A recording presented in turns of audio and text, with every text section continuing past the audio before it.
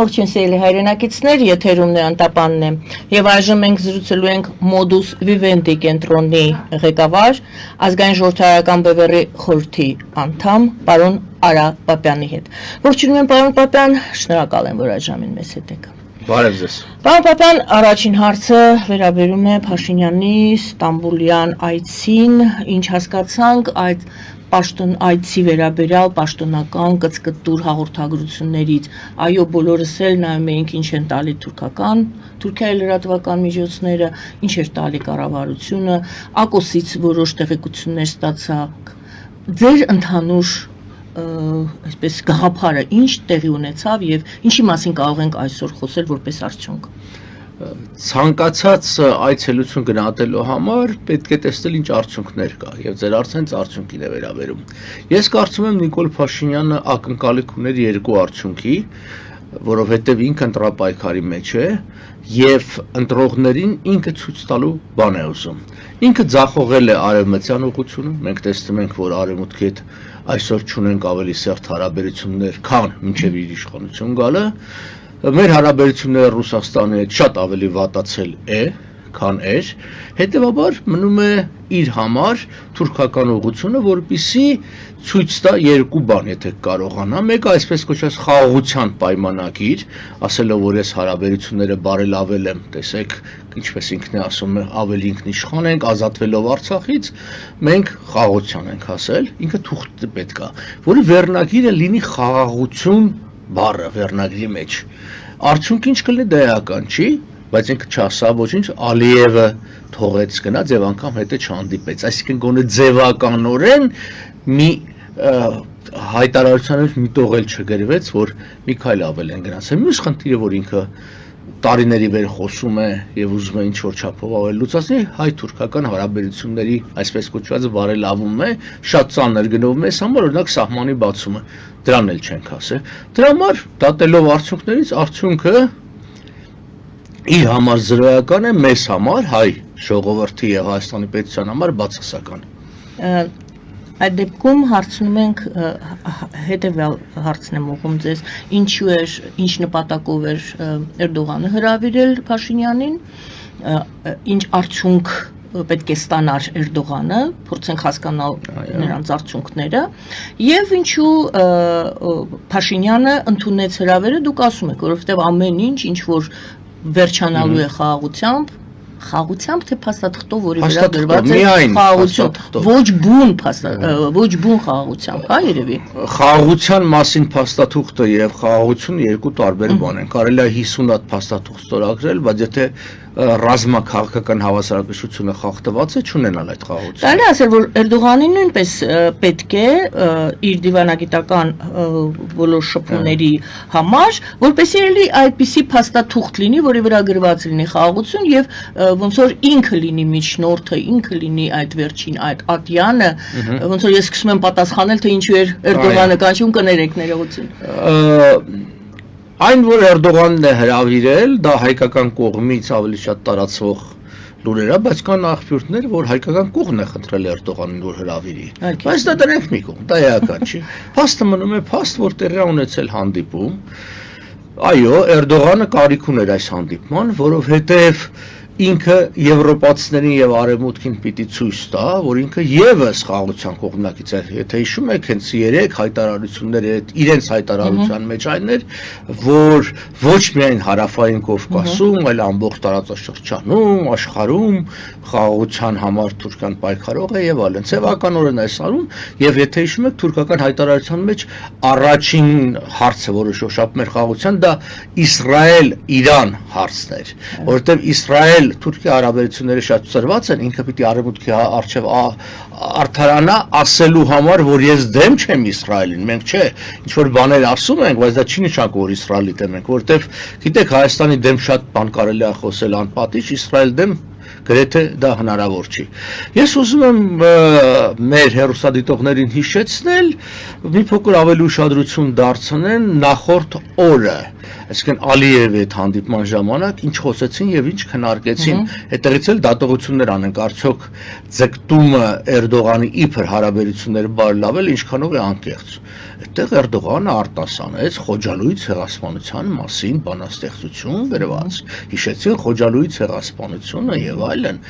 Հաստատ ոնց որ ասած դա բարելավմանը չի օգնել, եթե իրանք մեզ ստիպում են եւ Նիկոլ Փաշինյանը ցավոք սրտի համաձայն է ուրանալ հայոց ցեղասպանությունը, մի ինչ որ պատերազմական միջադեպ, որը հաստատ ցեղասպանություն չէր եւ որի մեջ հայկական զինված ուժերը ներգրավված չէին, առավել եւս հայոց պետականությունը, դրա մասին խոսել բարձրաձայնել էլի պատահականություն չէր։ Հետևաբար, այսպես ասենք, այս այցը մանր փոքր բաներ կտա հաղթաթղթեր կտա Էրդողանի ձեռքը, Նիկոլ Փաշինյանը որևէ բան չի կա։ Իհարկե, հիմա Նիկոլ Փաշինյանը կգա եւ ելույթներ կունենա, այսպես մեծախոս որ գիտեք, անդախադեպ, պատմականորեն, չգիտեմ ինչ, բայց հարցը մնում է հարց, որևէ էական պայմանավորություն տեղի չի ունեցել։ Դուք հիշեցիք նախորդ օրը Էրդողան եւ Ալիև այդ հանդիպումը եւ իրենց ելույթները, Էրդողանը այո ուներ եւս մեկ ձևակերպում, նաեւ որ ասում էր մենք մի սիրտ ենք, մի մարմին ենք, չգիտես ինչ, ասես մենք նույն երազանքները ունենք Ադրբեջանի հետ։ Այդ նույն երազանքների շրջանակներում կարելի է դիտարկել, որ այն բոլոր հարցերը, որոնք Ալիևը բարձրացնում է, Էրդողանը պարզապես փափուկ ձևով հրավիրել է Փաշինյանին եւ ստիպում է հարցից ձևով հարց եմ անում։ Կարող է այդպես լինել, որ Էրդողանը հրավիրել է Փաշինյանին, որպեսզի այսպես բարի ձևով ստանա այն, ինչ կոպիտ ձևով փորձում է ստանալ Ադրբեջանը։ Գիտեք, ամերիկացիները մի ձևակերպում ունեն բարի եւ չար ոստիկանների մասին։ Հիմա չար ոստիկանը Ալիևն է խաղում, բարի ոստիկանը Էրդողանն է, ինչ որ Էրդողանը անգամ այսպես պապայի մեծ հոր ինչ որ դերակատարություն ունի եւ այլն։ Բայց այստեղ միայն խոսքերը չեն։ Նախիջևանում ընթանում է զորավարժություն ադրբեջանական եւ թուրքական զորքերի մասնակցությամբ եւ որպես ասած հավանական թշնամի կամ թշնամիներից մեկը դա Հայաստանի Հանրապետությունն է հաստատ միաժամանակ ընթանում են այլ զորավարժություններ Կոնյայում հատուկ զորքերի եւ հատուկ բան եւ այլն տարին իրենք մի տասնյակ եւ եթե ոչ ավել զորավարժություններ են անում։ Իրենք ունեն Շուշիի հռչակագիր, այ հիմա այդ հարցը ընդհանուր երազել։ Շուշիի հռչակագրի մեջ հստակ գրված է նպատակները։ Միացյալ բանակի ստեղծում, չգիտեմ, այդ համաթուրանականություն, երկուսն էլ անդամ են եւ առաջավոր անդամ են թուրքական պետությունների, անգամ Բաքուն հավակնում է լինել թուրքական պետությունների մայրաքաղաք, որտեղ աշխարհագրորեն Թուրքիայի եւ Միջին Ասիայում չէ եւ այլն։ Գիտեք, վերցնել այս մի օրվա դրվագը եւ դրա վրա շեշտելու քարոզչությունը իշխանական եւ դրանից վերլուծեն սխալ է, որտեղ պիտի նայել, այո,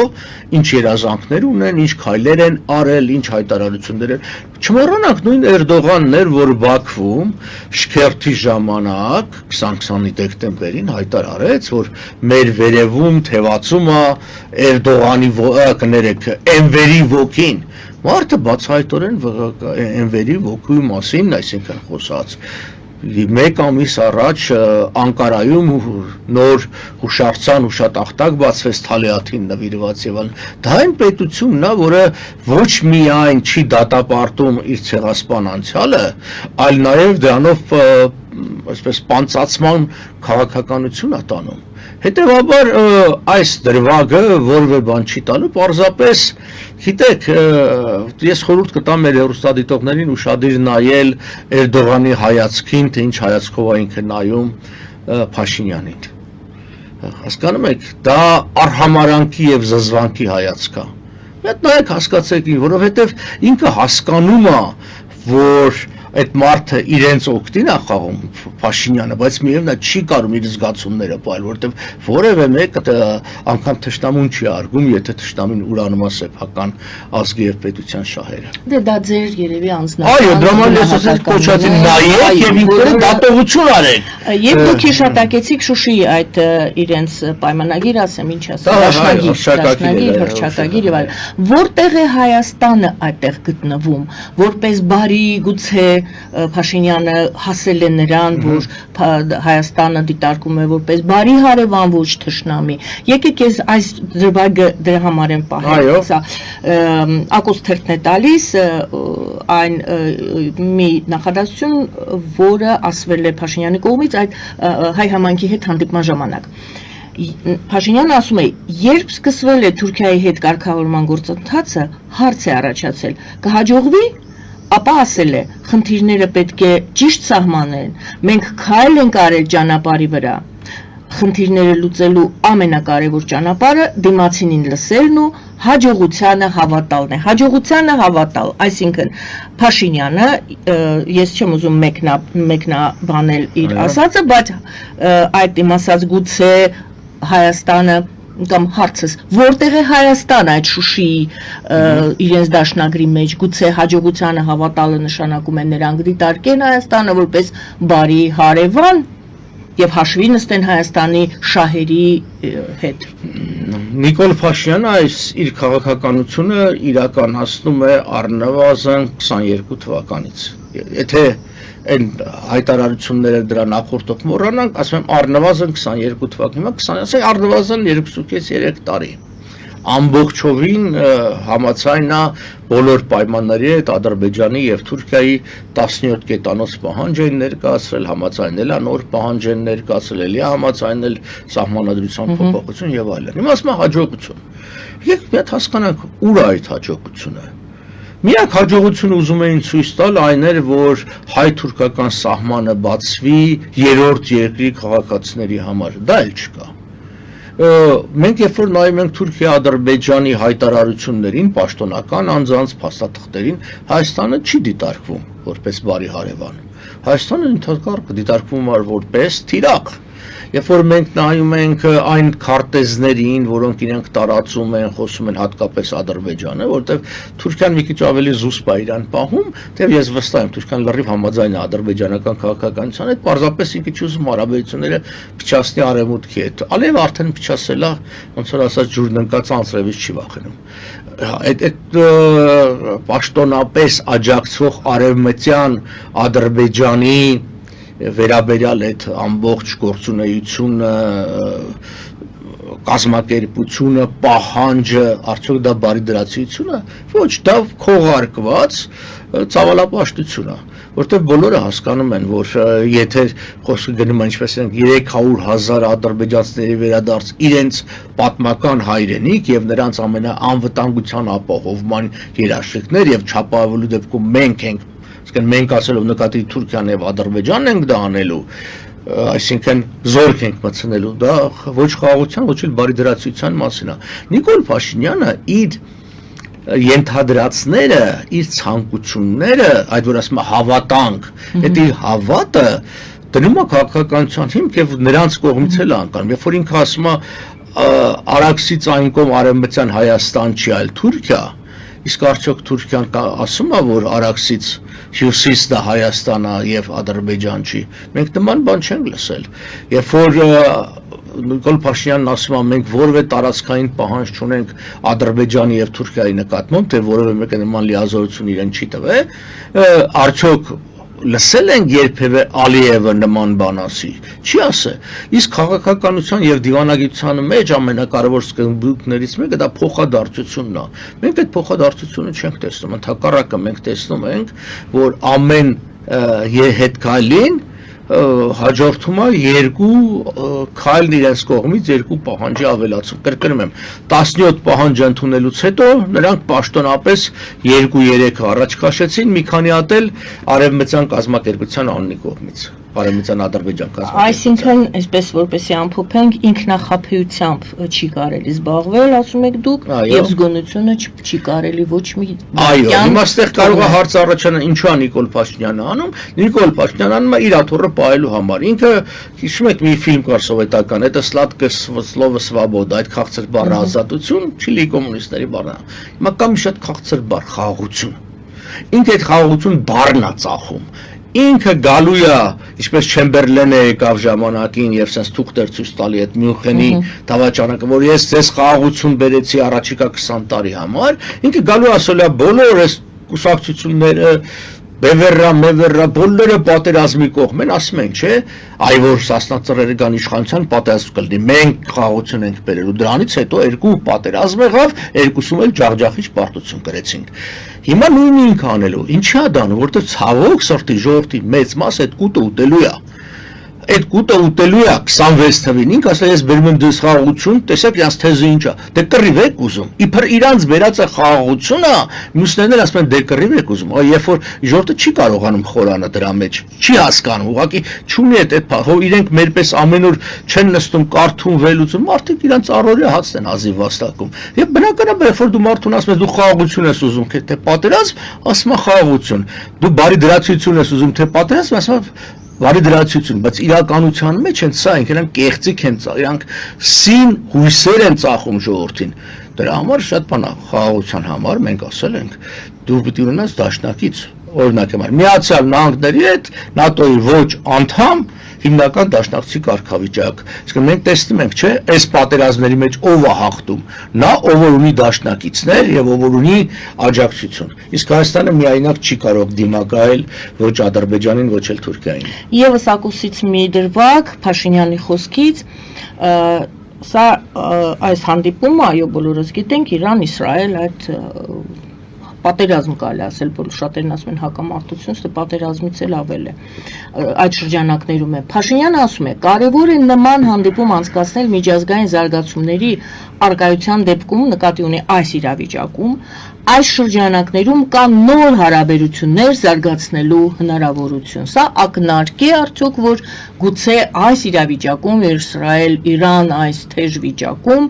մենք կարևոր ենք դարձել Թուրքիայի համար եւ Թուրքիան հրավիրել է ինձ եւ մենք ինչ-որ կարևոր բաների մասին պետք է պայմանավորվենք կապված այդ տարածաշրջանային իրադարձությունների հետ։ Բանակցությունները սակարկություններ են։ Այսինքն դու ինչ-որ մի բան զիջում ես, ինչ-որ մի բան ստանում ես։ Հայաստանը երկու հաղթաթուղթ ուներ Թուրքիայի հետ բանակցելու։ Դա մեկը ցեղասպանության ճանաչման հարցն էր, դատապարտման եւ հատուցումների հարցը, մյուսը տարածքային հարցը։ Երկու հարցում էլ Նիկոլ Փաշինյանը արդեն զիջել է ոչինչ չստանալով։ Ինչի Թուրքիան պիտի ինչ-որ դիրքորոշում փոխի։ Արդեն ստացել է ինչ-որ պետք է։ Սա է հարց, այսինքն մարդիկ տարական պատկերացում անգամ չունեն բանակցությունների մասին, դրանք սովորացնում են, դրա համար պետք է մի երկու համալսարան ավարտել այդ մասնագիտությամբ, լավագույն ոչ հայաստանյան, որ հասկանալ ոնց են բանակցում, ինքը չի հասկանում որևէ բան, ինքը իր հաղթաթղթերը արդեն տվել է, իր հետ որևէ մեկը հաշվի չի նստելու։ Հայոց ցեղասպանության հարցը եւ այդ հարցը անընդհատ բարձրացնել է եւ պահանջատիրության հարցը Հայաստանին դնում է աշխարհի առումով կարևորագույն երկրների ցանկում եւ եթե Հայաստանը անհամեմատ ավելի մեծ տեղեր գրավում աշխարհակաղակական հարաբերություններում իսկ տնտեսության տարածքի բնակչության հետ անհամեմատելիորեն դա հենց դա էր որտեվ կային այս երկու հարցը հայոց ցեղասպանության հարցը եւ հայոց պահանջատիրության հարցը այսօր այդ երկուսը Նիկոլ Փաշինյանը ասենք համարյա թաղել է հետեւաբար Հայաստանը վերածվում է մի բանդուստանի, որը ոչ մեկին ընդհանրապես չի հետաքրքրվելու։ Որևէ մեկին Հայաստան այդ առումով պետք չի լինելու, որովհետև այս երկու նշածս հարցերը սրանք հարցեր էին, որոնք այդ երկրների շատերի վրա մեղքի եւ պատասխանատվության բան էին տնում, զգացողություն եւ ինչ որ քայլեր անելու, դա հնարավորություն էր տալի Թուրքիայի վրա լծակներ օգտագործելու եւ այլն։ Դա հնարավորություն էր տալիս այդ հարցերը օգտագործելու տարբեր այդ միջազգային ֆորումների մեջ։ Հիմա Հայաստանը եթե դրանք չունի, Հայաստանը 2.5 միլիոն բնակչությամբ 29,000 քառակուսի կիլոմետր ել չունենալով դեպի ծով ինքը ինչի՞ պիտի հետաքրի աշխարհում որևէ մեկին, որևէ մի լուրջ երկրի, Հա, մի հարց էլ կար, որ էլի հետաքրքրում է, դա Հայաստանը որպես առաջին քրիստոնյա պետությունն էլ էդ էլ է ուզում թաղածելնի։ Հիմա անգելա դրա հետևից, այն երկուսը համարում է, որ բարեհաջող ձևով թաղեց, ինքը բոլոր են հաղթաթղթերը, որը մեզ համար կարևոր են եւ կարող են օգտագործվել Հօգուտ Հայաստանի, ինքը ոչնչացնելով հերթով գնում է։ Եվ սա է, որ շատերն ասում են, ինքը սպասարկում է թուրք-ադրբեջանական շահերը եւ ինչ որտեղ էլ ռուսական, հենց դա է, որտեղ 100 անգամ եմ ասել, Աստվածաշնչյան արտությունից ծառը պտուղից է իմացվում։ Նիկոլ Փաշինյանը ինչ ասում, ինչ է խոսում, կարևոր է, բայց առաջնային չի։ Ասենք, արևմուտքի հետ հարաբերությունները լավացնենք, ժողովրդավարություն, ոչ ժողովրդավարություն ունենք, մարդուն մի նախադասության համար ձգելով, ենթադրելով, չգիտեմ ինչ, կարան կալանքի ենթարկեն, ոչ տնտեսական զարգացում ունենք, առաջ մեր թիվ 1 գործընկերը առևտրային Եվրոմիությունն էր։ Բայց հիմա Ռուսաստանն է, այդ ոնց եղավ հակառուս Նիկոլի օրոք Ռուսաստանի դերակատարությունը գնալով տարեստարի շատացավ Հայաստանում։ Ինչու է նա դա անում ըստ ձեզ։ Անում իր աթոռը պահելու համար, դա իր նպատակակետն է։ Դա ոնց է պահում դրանով իր աթոռը։ Ոնց, օրինակ։ Նայեք, երբ որ 18-ին ինքը եկավ իշխանության, ես մի պահ մտքումս եւ որոշ հատարկություններ են աջակցել էի մտածելով հետեւյալ, իրեն վաղուց եմ ճանաչում, բարձրապես մեծ հույսեր չունեի, որ քանի իշխանությունը ոնց որ առերես խարսխված է ժողովրդի աջակցության վրա, ինքը կարողանա ավելի անկախ քաղաքականություն իրականացնել Ռուսաստանից եւ այլն։ Հիմա ոնց է, ինքը Նիկոլ Փաշինյանը լավ է հասկանում, որ իր իշխանությունը այլևս չունի ժողովրդային աջակցություն, ինքը պետք է դրսի աջակցություն ունենա, դրսի ուժերի աջակցությունն ունենա։ Ինքը մինչև վերջերս հույսը Ռուսաստանի վրա էր, բայց հաստատացավ, որ Ռուսաստանն էլ անգամ էս իր վերջի ռևերանսներից հետո միևնույնն է չի խափում, հիմա Թուրքիայի վրա։ Այդպես է ինքն անում, ինքը սպասում է։ Հետո չպետք է մոռանալ, որ բանը Նիկոլ Փաշինյանը չունի ոչ փորձ, ոչ գիտելիք, հասկանում եք, հիմա ինչու է դա անում որը։ Հիմա պատկերացրեք ինձ մեկը ջութակ կա կամ դաշնամուրի առջև դնի, ասի մի հատ լավ նվագի։ Շատերի համար դա շատ հեշտ է։ Ես չեմ կարող։ Ես չունեմ դրա ոչ աստվածատուր շնորհքը, ոչ փորձը, ոչ ուսումը։ Հիմա այդ մարդը այդ ծեվա։ Եվ ցավոք սրտի այսօր քաղաքական դաշտում լիքը նման մարդիկ կան, որոնք քաղաքական բաժակաճառերի մեջ են, ոչ փորձ ունեն, ոչ գիտելիք, բայց այստեղ վատը որն է ընդհանրապես 21-րդ դարի քաղաքականության մեջ վատը այն է, եւ մենք տեսնում ենք նաեւ Հայաստանից դուրս էս բանը, այս ամբողջավարական բանը, այսինքն ով որ ավելի լավ շնորհք ունի ժողովրդի սրտի ուզածը բարձրաձայնելու խոստումներ տալու, ժողովուրդը նրան քվե է տալի։ Այս քվեարկության այս համակարգը, որը կա, այստեղ իր մեջ մեծ թերություն ունի, որովհետև այս տեխնոլոգիական հնարավորությունները հնարավորություն են տալի ժողովրդին հանգիստ խաբելու։ Հիմա Նիկոլ Փաշինյանը ասում է, ինչու չես անում, հիմա տեսեք իր առաջ քաղաքականությունը եւ իր հռչակած քաղաքականությունը լրիվ տարբեր են։ Չկա պատասխանատվության պահը։ Հետ կան չի, օրինակ անգամ ՍՍՄ սահմանադրության մեջ պատգամավորների օրինակ հետ կան չի, կետ կար։ Այսինքն որ կարելիներ հնարավորներ կան չէ։ Արևմուտքում այդ կետը չկա շատ հաճախ, բայց այդտեղ պատասխանատվություն կա։ Մենք լսում ենք, որ այսինչը հրաժարական տվեց, չգիտեմ, վարչապետը եկա Բրիտանիայի 3-4 ամիս հետո հրաժարական տվեց, որտեղ ինչ որ բաներ խոստում տվել, որ անել չկարողացավ իրականացնել։ Հաշվետվությունների մեխանիզմ կա, հաշվետվություն։ Հա, այսինքն եւ իր ներկուսակցական նաեւ պատասխանատվության հարցը կա։ Այսօր ԿՊ-ն ի՞նչ է, ԿՊ-ն Նիկոլ Փաշինյանի տնամերձն է։ Ոնց ուզում է վարվում, ո մուզիկա հանի ու մուզիկա նշանակի եւ մենք ունենք կուսակցապետություն Հայաստանում, բայց որը ավելի վատ է, քան ՍՍՄ տարիների կուսակցապետությունը, որտեղ ՍՍՄ տարիներին գոնե Պոլիտբյուրո կա, մի քանի հոգի էին։ Այսօր Պոլիտբյուրոն Նիկոլ Փաշինյանն ու Աննա Հակոբյանն են։ Ես մի փոքրիկ ինֆորմացիա փոխանցեմ։ Պետերբուրգում տնտեսական ֆորում էր եւ այնտեղ Հայաստանի համապատասխան ոլորտի ներկայացուցիչ Գոհար Բարսեղյանը այսպիսի թվեր ներկայացրեց, որ Ռուսաստանը բավարարում է Հայաստանի զգայուն ապրանքների, ինչպիսիք են ցորենը, շաքարավազը, բուսական յուղը, կարիքների մինչև 95%-ը։ ԵԱՏՄ ներողություն, սա ԵԱՏՄ նախարար ներկայացուցիչ ասեց։ Իսկ Գոհար Բարսեղյանը ասեց, Հայաստանն էլ ապահովում է մրգերի, բանջարեղենի եւ վերամշակված արտադրանքի անխափան մատակարարումը։ Նախ այդ անխափան բառը մի քիչ անհանգստացնող է, որովհետեւ մենք գիտենք, որ լավ էլ խափանվում են եւ մեր մեքենաները ինչ վիճակում են այս պահին հենց Լարսում գտնվում, 95%-ը մինչեւ եթե զգայուն ապրանքների մատակարարվում է Ռուսաստանից, սննդի անվտանգության հարցը ո՞նց է լուծվում Հայաստանում։ Դա հենց իմ ասածն է, որ ես մի քանի րոպե առաջ ասացի, այդ ոնց եղավ, որ հակառուսնի կոլորից մեր տնտեսական կախվածությունն ավելի շատացավ։ Փոխանակ դիվերսիֆիկացիայի ենթարկվեր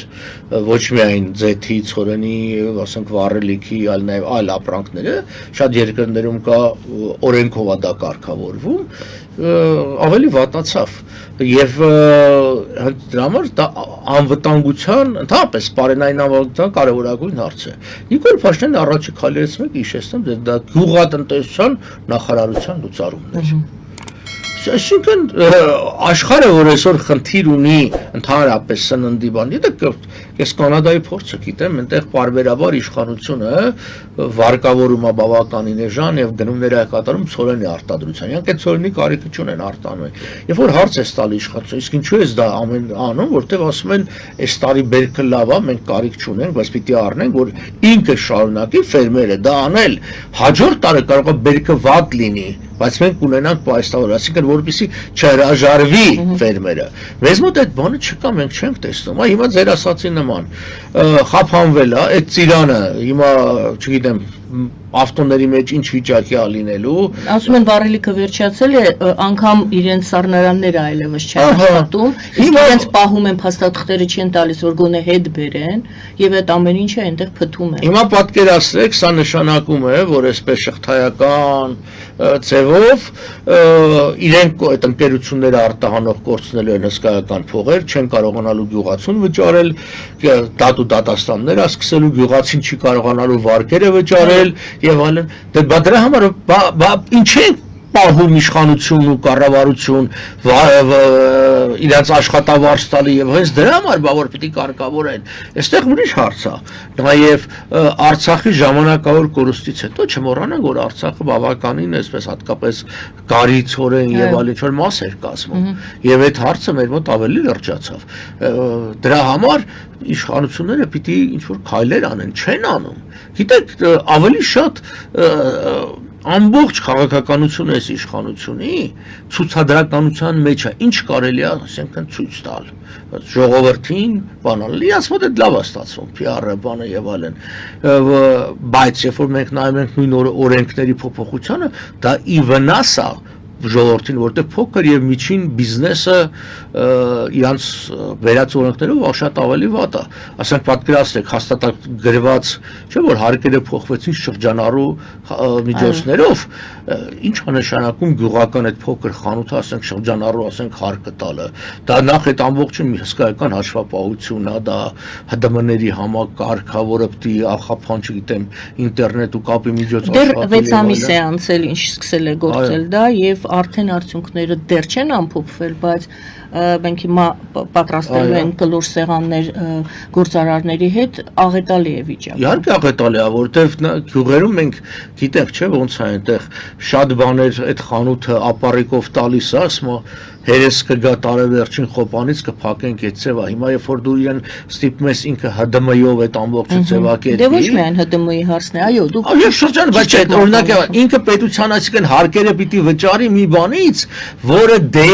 յուրե ծախել է իբր, բայց դե ֆակտո չի ծախել, ինքը այդ փողը պիտի ստանա հետո։ Այո։ Եվ շատ ասածը սեն է, որ այս սրանց ասածը ոչ միայն չեն օգնում այդ կայացմանը փոքր ու միջին բիզնեսին, որը սերտորեն կապված է բարենային անվտանգության հետ։ Ի վերջո գյուղն է դա ապահովելու, այլ նաև ընդհակառակ օրենքներ են ընդունում, որը շատ ավելի վատացնում է։ Ես ուզում եմ անպայման ներողություն խնդրել, որ աղբյուրը սխալ նշեցի, բայց այդ 95%-ը հնչել է հենց Պետերբուրգի տնտեսական ֆորումում եւ հայկական կողմը չի շղթել, այսինքն աղբյուրը այստեղ արդեն կարեւոր չէ, կարեւորը որ թիվը այդպես է, դա պաշտոնական թիվ է, եւ փաստորեն փոխադարձել նա, որ մենք անխափան մատակարարում ենք բանջարեղեն եւ միրգ, որը եւս վիրավորական է, էլի Հայաստանի։ Ուրիշ բան չունեինք մենակ Ռուսաստան մատակարարում։ Միրգ, բանջարեղեն վերամշակված արտադրանքի անխափան մատակարարում։ Այո, բայց եթե համեմատենք նույն Ուզբեկստանի հետ, Ադրբեջանի հետ, շատ ավելի դա քիչ է։ Ամփոփելու բան չունենք, տխուր է վիճակը, պետք է ինչը պետք անել, Պատրան։ Ժողովուրդը պետք է մտածի, ժողովրդին հետևություն պիտի անի, այսինքն Նիկոլ Փաշինյանը, որ իրեն մեղադրում են եւ ճիշտ են մեղադրում, որ դու ինչ անում ես դրա լիազորություն չունես, ասում է 26 թվին։ Դուք կտեսնեք, որ ժողովրդին ցանից գոհ է։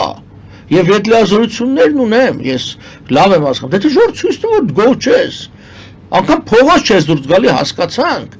բայց ընտրություններին գոնե մի տուր քվեդ այդ մարդուն, այդ մարդը ձեզ առաջին հերթին ձեզ վատություն անում, ինչ չի անում, ես ոչ փոքր բիզնես ունեմ, ոչ էլ մեծ բիզնես ունեմ, ոչ էլ չգիտեմ ինչ բան, դուք եք տուժում, ձեր ապրուստն է, դե լավ չեք մտածում հայրենիքի մասին, այսպես, որտեվ գուցե ձեր համար դա վերացական է, չգիտեմ, Արցախը, Հայաստանի տարածքները, Թուրքիան, բայց գոնե ձեր օրվա հացի մասին մտածեք։ Մի փոքրիկ նյուանս էլ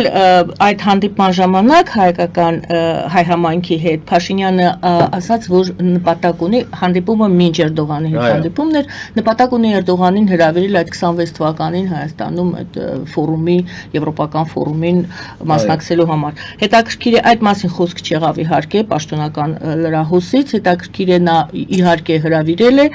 Էրդողանը գալու է թե չի գալու, ինչ եք կարծում։ Դեռ Էրդողանի ողջ մնալու հարցը կա 1, դեռ Նիկոլ Փաշինյանի իշխանության մնալու հարցը կա 2, եւ 7-ը ցեր մարդիկ ով եկավ, որ վարչապետը եկավ Հունգարիայի վարչապետ Օրբանը եւ եկավ Սլովակիայի վարչապետը, որոնք երկուսն էլ Եվրոմիությունում համարվում են այսպես պուտինական հակա-հայաստանյան ուժեր։ Այսինքն ծախս արեցին, մի քանի միլիոն դոլար փող ծախսեցին, ես որպես հարկատու դեմ եմ այդ հիմարությանը։ Դա հիմարությունը, որ հավաքվում է, ես շփվել եմ այդ մարդկանց հետ, իրանք են եկել շատերի իմ այդ հանդիպման։ Չինաստանից մյուս տեղից բան, իրանք էլ չեն հասկանում, թե ինչի համար են այս ամբողջ ծախսերը անում Հայաստանը, որտեվ հստակ բաներ չկա։ Ուղղակի գիտեք ինչ, որ այս ամբողջը PR է, որ այսքան երկրից մարդերն եկել, սա են արել եւ ձեռդ էլ փող ուտել է, որտեվ այդ բոլոր պատվերները, որ գնում են, սկսած հյուրանոցներից, քեթերինգից, սնունդից, մյուսին, այդ իրանց ընկերությունների միջոցով են այդ անում, այդ ամբողջը։ Հիմա ես ուզում եմ հարց տամ, այդքան միլիոն ծախսելուց հետո եթե օրինակ գումարը քիչ ծախսվեր, գուցեև կարելի ասել, որտեվ դու ներդրումից ինչ, պետք է հսկայական գումարներ են ասեն, ինչ հաստատছে Հայաստանը։ Արդյոք որևէ միջազգային մամուլում դրան մասին անգամ վարկանիշի բարձրացում։ Ուր է այդ վարկանիշի բարձրացումը։ Երկու հատ ինձ լուրջ թերթ տվեք, որ դրա մասին անգամ հոդված են տպել։ Դուք դա անգամ այդ չեք կարողանում կազմակերպել։ Եվ ձեր նշած ուրեմն պաշտոնյաները, որ եկել են, շատերը ասում են դա ոնց որ Ռուսաստանի ներկայությունն էին ապահովել։ Ահա դա էլ էլի վարկանիշի, դա կար վարկանիշի անկում է այսօր, բայց գոնե եթե օրինակ համար կարողանային մի քանի լուրջ լրատվականներով ապահովեին ոնց որ ասած դրա լուսաբանումը, որ օրինակ Հայաստանի տեղը իմանային միլիոնավոր մարդիկ եւ այլն, չկա այդ որևէ բանը, ես չգիտեմ ինչ չի պատահել որևէ անդրադարձ, ոնց որ ասած իրանք բերել են, իրանք գովացել են, իրենք լսել են եւ այդ ռուսական պահն էլ որ կա, առավել եւ այս պատական չասացի Հունգարիայի եւ Սլովակիայի վարչապետները, դրանք մարդիկ են, որոնց ներկայությունը ի վնաս Հայաստանի է։ Հիմա ուզում են Էրդողանին բերի, ասեն որ էլի վատ է, որովհետեւ դա հանգեցնում է նրան Հայաստանի վարկի անկում, որտեվ մեզ ընկալում են մի ժողովուրդ, որը արժանապատվություն չունի եւ ուրանում է սեփական պատմությունը, սեփական իրավունքները, ոնց որ ասած օրվա կենցաղային հարցերի համար եւ անվտանգությանը չշփոթել սա, որովհետեւ դա չի բերելու անվտանգության։ Էրդողանն ու Ասադը եղբայրներ են, այդ տոլմա էին ուտում ընտանիքներով, բայց Էրդողանը պահը չկորցրեց, այսօր էլ թուրքական զորքերը գտնվում են Սիրիայի տարածքում, Ասադն էլ փախել է Մոսկվաները,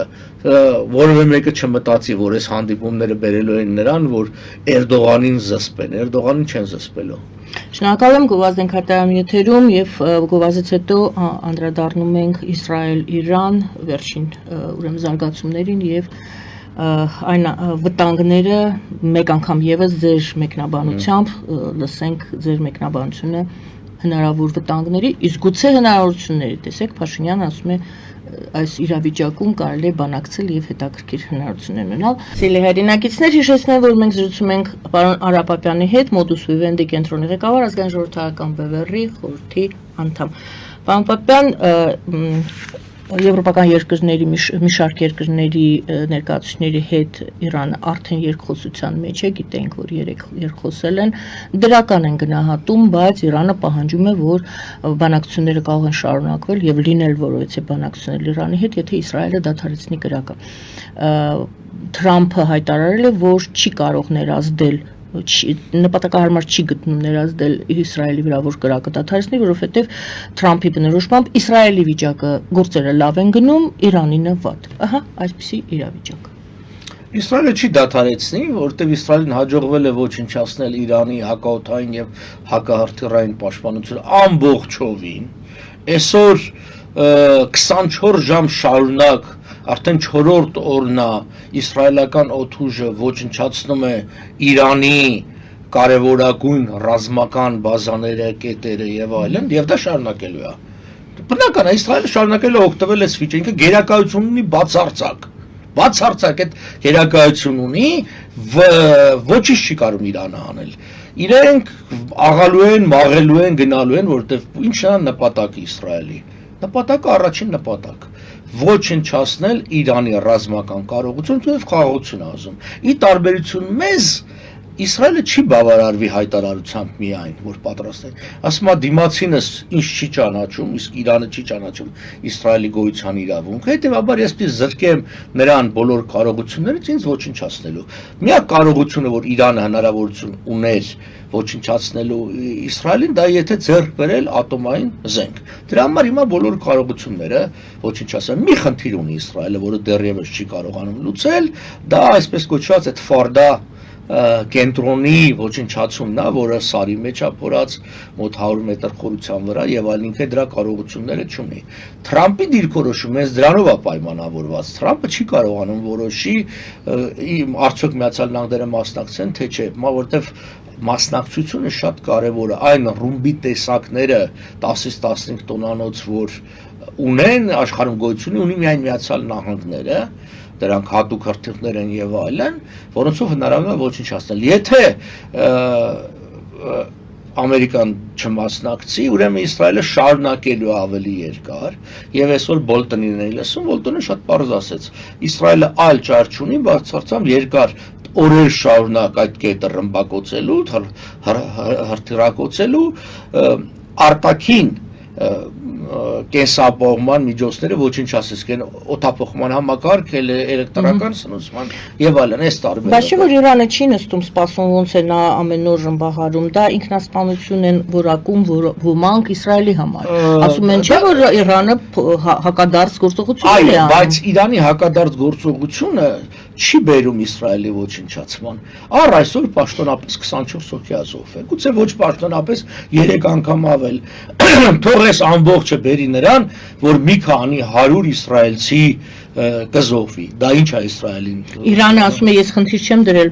մարդկանց զոհեր, հակառակը մենք ամեն ինչ անում ենք ճշգրտությամբ, որպեսզի մարդկային զոհերը չլինեն, բայց մենք խփում ենք թիրախային։ Այս էլ Իրանի կողմն է։ Թիրախային շարունակի, որ թիրախային խփումը ինչա ձեռբուր է տնկել ուզում ապախաղություն ստորագրի։ Թրամփը մասնակցելու է ձեզ թվում է այդ երկու շաբաթը տվել։ Այո։ Իմ կարծիքով այո, որովհետև Թրամփի վրա ներամերիկյան ճնշումը բարձրանում է մեկ, ռազմական մասնակիցները իրանն էլ դա բացատրում են։ Հիմա դրանք մի կողմ Իսրայելին, իրանք ասում են այսպես. մեզ պետք է որ Իրանը ատոմային զենք ունենա, պետք չի։ Կա համաշխարհային կոնսենսուս, որ Իրանը չպետք ունենա ատոմային զենք։ Կա, ուրեմն պիտի զրկենք Իրանին այդ կարողությունից։ Այստեղ ուրիշ հարց է։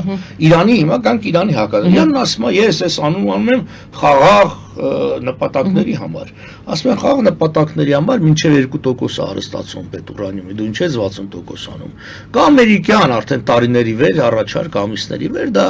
միջազգային կոնսորցիումի ստեղծումն է եւ հարստացված ուրանիումի տրամադրումը այն երկրներին միջին արևելքում, ովքեր կունենան ատոմային կայաններ, այսինքն հիմա Հայաստանը ունի չէ ատոմային կայան։ Մենք բայց ուրանիում չենք հարստացնում։ Մենք առնում ենք դրսից բերում ենք։ Հիմա նրանք ասում են Իրանն են ասում, ուզում ես ունեցի, բայց մի հարստացու։ Այստեղ որևէ մեկը Իրանի ատոմային ծրագրի դեմ չի, Իրանի ատոմների հարստացմանն են դեմ, այս է ամբողջ հարցը։ Առավել ևս Մագատեն պաշտոնապես հայտարարեց, որ Իսրայելը ոչնչացրել է կետեր, որոնք հայտարարված չեն եղել պաշտոնապես Իրանի կողմից, բայց հաշվի առնելով, որ այդտեղ տեղի ունի ռադիոակտիվ ֆոնի բարձրացում, դա վկայություն է, որտեղ այո իսկապես եղել են ուրանիումի հարստացման լաբորատորիաներ։ Սա լուրջ մեղադրանք է Իրանի հասցեին։ Հասկանում եք, հեսա, մնացածը ձեր ասածը Իսրայելի կողմ, դա գինն է, թե Իսրայելը ծանր գին կվճարի սրա համար, թե թեթև գին կվճարի, այդ ուրիշ հարց է։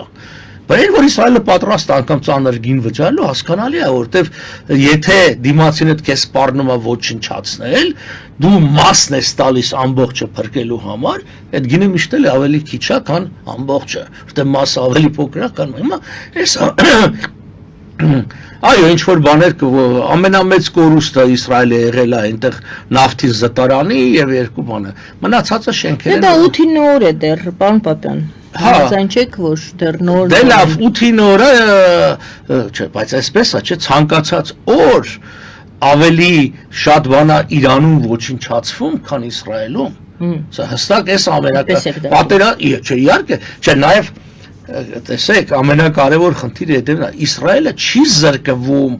իր ամենակարևոր բանից, ինչպես Իրանը։ Իրանը զրկվում է ատոմային ծրագրից։ Դուք պատկերացրեք մի վիճակ 70 թվականի հեղափոխությունից հետո երկու նպատակ է Իրանը ունեցել։ Մեկը դա իսլամի հեղափոխության արտահանումն էր, եւ դա անում էր Հեզբոլայի, Համասի, հութիների եւ բաների միջոցով։ Այսօր ուր են նրանք։ Բոլորին արդեն ոչնչացրել է Իսրայելը։ Եվ դրա այդ ընթացքում ցույց տալի, որ հաջորդ թիրախը լինելու իրան չկան, անգամ Ասադը չկա։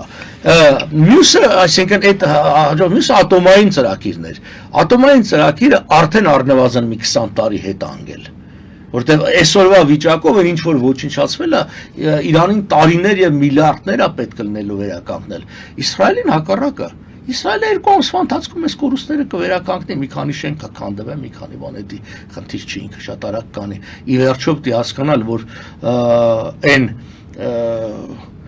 հարթիվները եւ դրոնները, որ գալիս են, դրանց մի զգալի մասը տեղ չհասնում, այո, հասնում են։ Եվ Իսրայելի տեսակետը շատ պարզ է։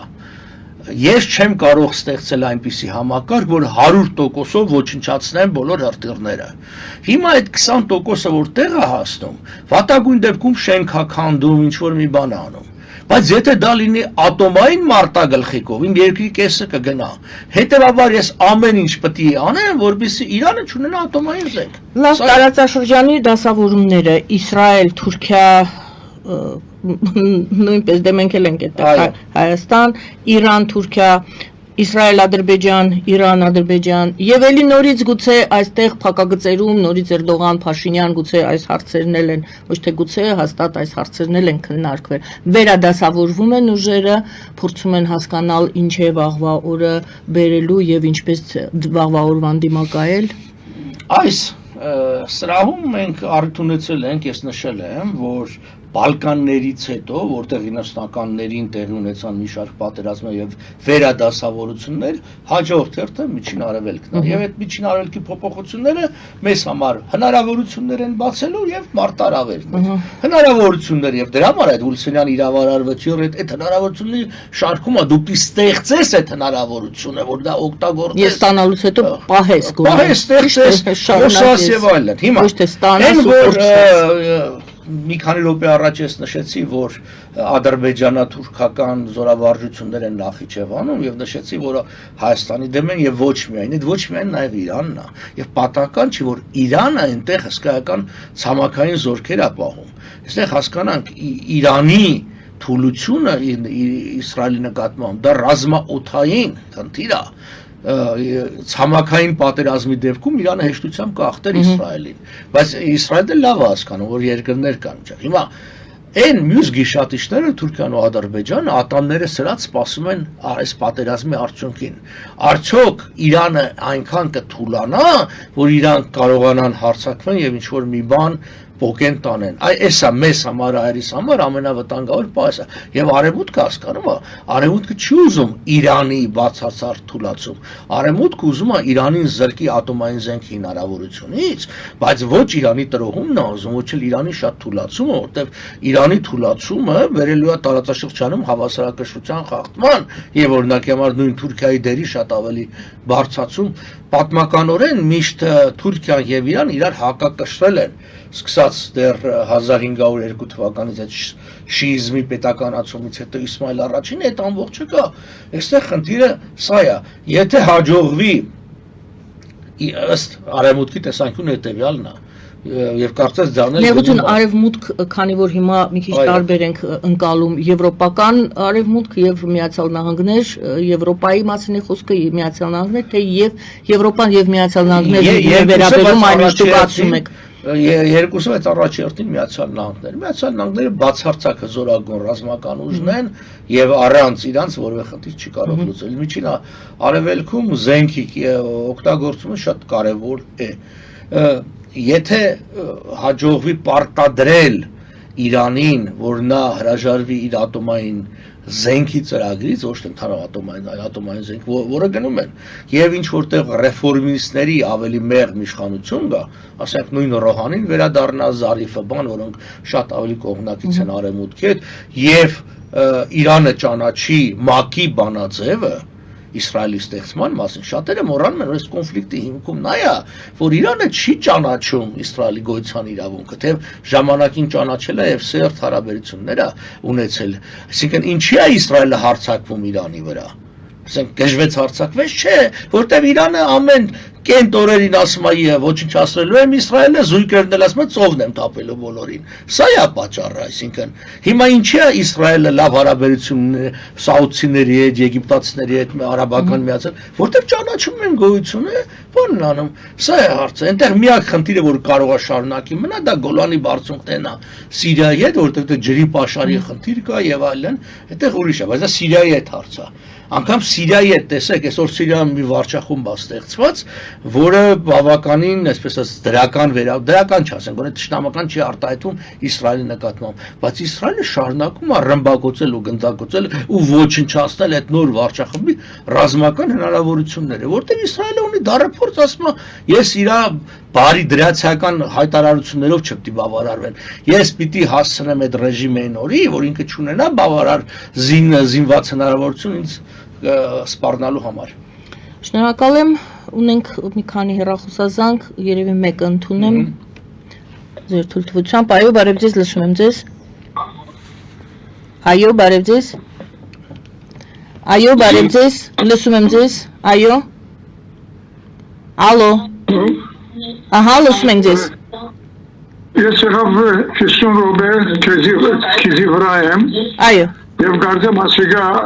օրինավոր չէ 50 վարգանցի վտրած եք։ Ես խնդրում եմ, եթե հարց ունեք, հարցը ուղեք մեր հյուրին, հա։ Հարց է, ջաշակի հարց է։ Հարգելիս, դա կարելի է հաղորդումից հետո։ Հարց ունեք։ Հարց ունեք։ Հիմա հարցում ես Հերևյանն է բարոն Բաբյանին։ Այո։ Այո, սպասեցեք։ Մենք ձեր հարցն ենք սպասում։ Այո, բարոն Բաբյան, հետևյալ է հարցում ես, դուք Սևրի տաշնակիրի մասին դուք միշտ որ եկած եք Ամերիկա, չերտասախություններու ընթացքին ասած եք, որ կորձուն է ուժի մեջ է Սևրի տաշնակիրը։ Ինչպես մենք կորձի կրոնանք կնել այդ Սևրի տաշնակիրը, ուրեմն երկրորդ հարցս գիտել է հետևյալը, դուք գսեք Նիկոլ Փաշինյանի ռեժիմը ռուսական ինչպես գրնանք գսել կորձակալները, իմաստով կամ ուրիշ բարև գրնանք կորդադել, բայց ինչ որ գտեսնամ Նիկոլ Փաշինյանը կփորձի հեռանալ ռուսերեն, ինչպես որ սահմանի զինվորներուն հեռացուց, ասոն գտցնե որ ինքը կփորձի ռուսիայեն հեռանալ, Իսկ մյուսը ծեր Փեբեր որ գսակ ինչու գսակցություն չեք ծեր խումբի անունը։ Շնորհակալություն։ Սկսեմ վերջից, որտեղ շատ հեշտ է ավելի ազգային ժողովրդական բևեռ կուսակցություն է, բևեռեր, որտեղ երբ որ մենք սա ստեղծում ենք, չենք ուզում որպես կուսակցության հանդես գալ, այլ այդտեղ ազգային եւ ժողովրդական ուժերը։ Մենք տարուկես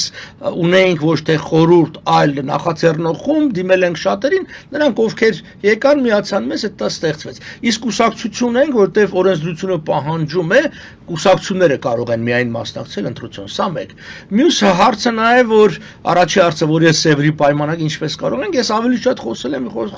Ուիլսոնի իրավարար վճռի մասին, որովհետև դրանով է սահմանը որոշում, կարող է այս եւ իմ պարզապես ժամանակն ու հնարավորությունները չի ներում դրանով շատ ավելի զբաղվելու խոսքը դա հնարավոր է այսպես ժամանակին 1927 թվականին երբ որ հարց բարձրացվեց ամերիկյան սենատում հաստատել 1923 թվականի օգոստոս 6-ի դիվանագիտական հարաբերությունների Թուրքիայի հետ վերահաստատման պայմանագիրը դա մերժվեց պատճառով որ իրավարար վճիռը ուժի մեջ է սա անտեսելով այսինքն սենատի այս որոշումը անտեսելով պետքարտուղարությունը այնուհանդերձ գնաց հարաբերությունների հաստատման ճանապարհը հետեւյալն է որ